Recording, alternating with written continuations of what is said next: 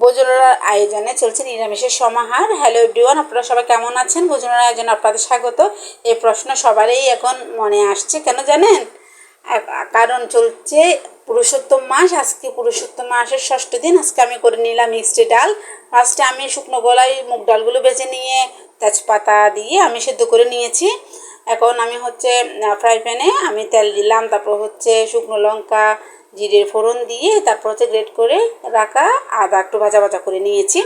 আজকে কিন্তু অনেকগুলো সবজি হবে, দেখতে পাচ্ছেন আমি সবগুলো একদম ভাজা ভাজা আগে করে নিয়েছি। দেন তারপরে ডালের সাথে আমি অ্যাড করেছি। অনেক সময় তো আমি ডালের সাথে সেদ্ধতে বসাই দিই, কিন্তু না, আজকে কিন্তু আমি আগে কি করেছি, আগে সবজিটা আমি সেদ্ধ করে ফেলেছি। এখন হলুদ মরিচ মশলা জিরের গুঁড়ো এগুলো দিয়ে আমি ভালো করে কুক করে নিব। অবশ্যই জিরের গুঁড়ো অ্যাড করবেন। নিরামিষ কারিতে মানে কম আছে রান্না করতে হয়। আর জিরের গুঁড়োটা একটু দিবেন।